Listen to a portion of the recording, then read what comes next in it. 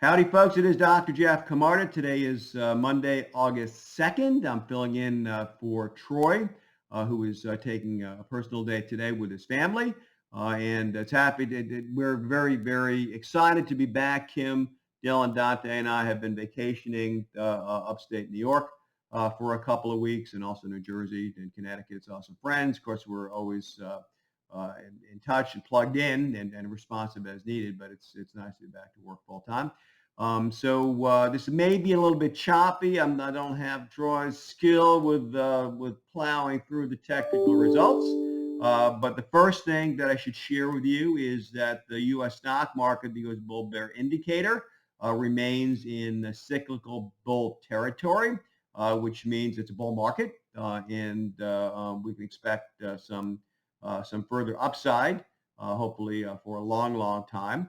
The short-term indicator turned positive. We had some choppiness in July, as you may recall, turned positive on July 26th and ended the week up from the prior weeks, strongly up really from the reading the week before. One thing that I'd like to mention to you is, as you know, we have become very, very adept at trading the trends, and hopefully this will result in significant profits. I know I had a conversation with one client that was about the significant amount of capital gains that we've recognized for them this year, and obviously there are tax complexities with that. But gee whiz, it sure is nice making that kind of money.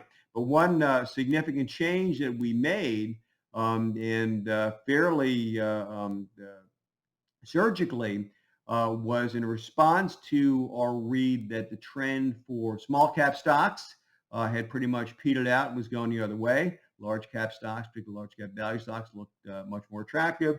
And we have executed a number of transactions. And in discussion with the team this morning, apparently they got it spot on in terms of getting in and getting out at opportune inflection points. So we're very, very proud of that. So let's see, moving on to this sheet. I don't talk about that.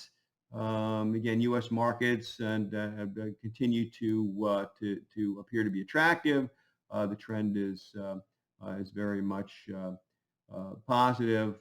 There have been, you probably know that we're on the cusp of an infrastructure deal, trillions and trillions of dollars, and I don't think that's going to be the last big spending package. Still a lot of angst about how it's going to be paid for. My latest read on the Pulse of Washington is that just going to borrow the money. There's no specific new spending, or no specific funding, new funding that's been allocated, not new taxes, though I expect that later on, or other sources. So at the end of the day, government spends money, doesn't generate an offsetting revenue source. No, this is not good for the national debt, and it tends to be fairly inflationary. And that's an important point that I think I'd like to kind of finish on. And by the way, I forgot to mention, Kim had asked me to remind you all, I guess there is a like and share button on the screen. If you on the video screen, if you like this material and want to encourage us to continue in this vein and share with other folks, please hit that big like and share so that we get the message and you can pass it along. But again, inflationary pressures, and the party line mostly out of Washington and the Fed is that the inflation that we're seeing now is transitory, and that is just really a reflection of things didn't go up much during the pandemic, so we're just catching up, and it really is not, should not result in long-term inflation. And I really do hope they're right. But there's so many other indicators in my mind that things are going the other way. For instance, the labor force. It's become extremely difficult to hire, particularly blue and gray collar workers. Where have they all gone in the pandemic?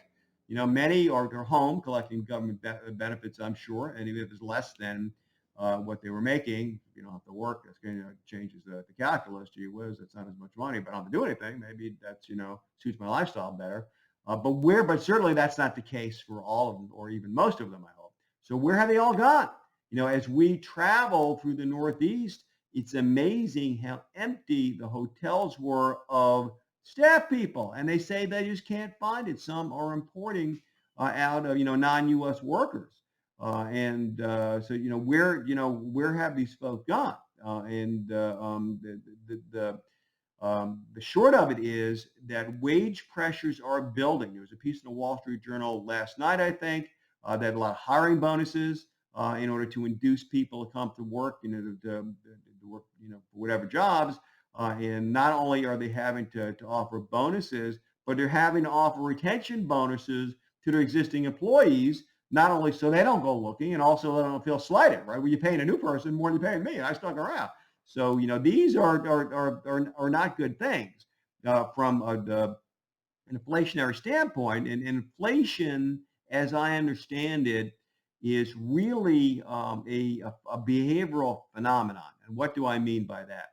It means that people, if they expect prices to go up and hence demand higher wages and raise their prices in anticipation of their supply costs going up, it becomes kind of a vicious cycle.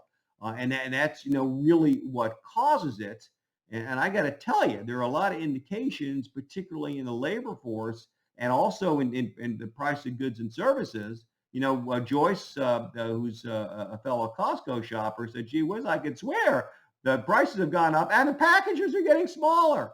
And there's a flashlight that I was looking to get for the boat, another flashlight. And I bought this thing last year for like $35 on Amazon. Same flashlight is now $60.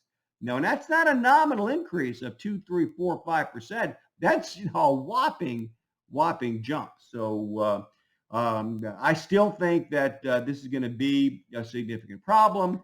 And coupled with tax increases and a frothy stock market, again, we have our eyes on the market, and we're looking to soak every dollop of profit out of it that we can. But we're very vigilant if and when things turn as we expect, to be able to put you in a more protected position and help with the sorts of investments that will be favored, or at least not disfavored, in an inflationary environment, control your taxes and so forth. And a lot of that, by the way, will be encapsulated in the information in the book that's about to be published, and we'll make sure that all clients get a copy. And those of you who are still non-clients out there in web, TV land, whatever you want to call it, we'll also give you pretty significant incentive to get that book at a discount. Okay, I think I probably droned on, as my habit, far too long. Thank you all. God bless you all. We appreciate you. Enjoy midsummer. It'll be fleeting.